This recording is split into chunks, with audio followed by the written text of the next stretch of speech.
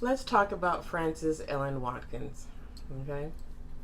She was an American abolitionist, a suffragette, a poet, teacher, public speaker, and a writer.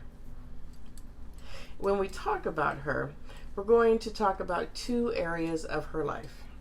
We're going to talk about her literary accomplishments, and then we're going to talk about her activism. Okay? And let's start with the literary accomplishments. So in 1845, at about the age of 20, she was one of the first black women to be published in the United States.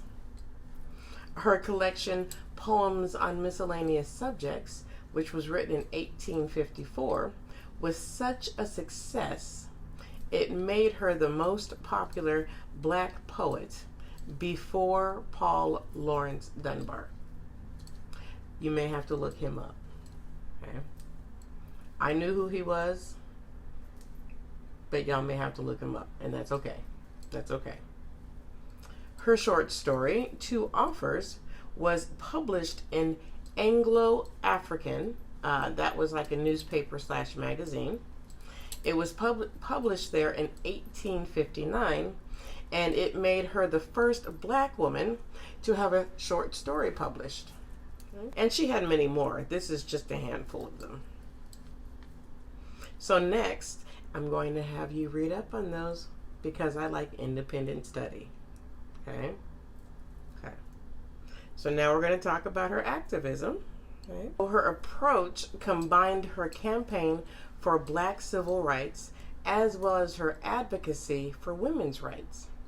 Now, her major concern was about the brutal treatment that black women, including herself, had encountered on public transportation. And if you remember our Before Rosa series, we talked about quite a few of those women who encountered such harshness, such brutal treatment on public transportation, especially when they refused to give up their seat, or in the case of Kate Brown, refused to sit in any other car. When I read that, I believe I read it in a book, it immediately made me think of Kate Brown and how she had purchased a ticket to ride in the ladies' car, white people's car, and they dragged her out of the car onto the platform and just beat her for wanting to sit where she had bought a ticket for. And that was a major concern for Frances Harper. So in 1886, she became superintendent of the colored section of the Philadelphia and Pennsylvania Women's Christian Temperance Union. That is a lot of words for one name of one organization. Okay, I'm fine now. I'm fine. And in 1896, she helped found the National Association of Colored Women and served as its vice president. Remember, we talked about that organization, their goals, how they were created, why they were created, and what their objectives were. And she was vice president of that organization. Now, starting in the 1860s, Frances had started delivering a variety of speeches that were related to women's issues, more specifically, black women's issues.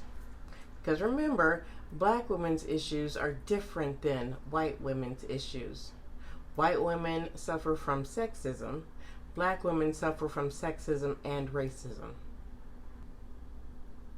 Now, one of her speeches, "We Are All Bound Up Together," it demands equal rights for all, emphasizing the need to raise awareness for black suffrage while also advocating for women's suffrage.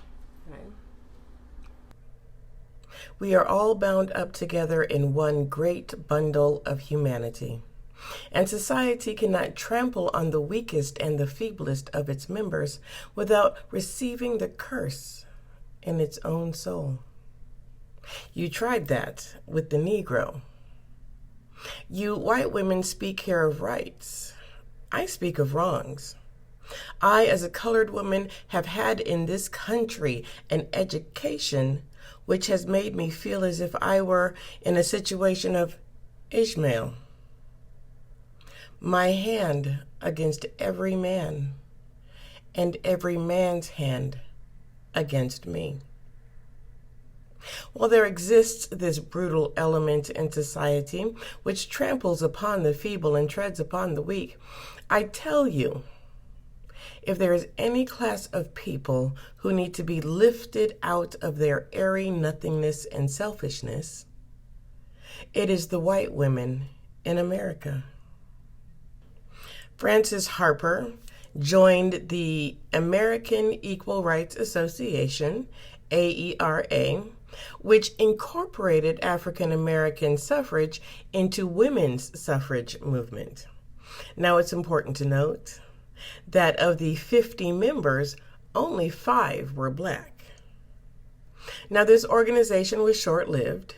It ended when Congress proposed and passed the 15th Amendment that granted Black men the right to vote. So the organization split into 2.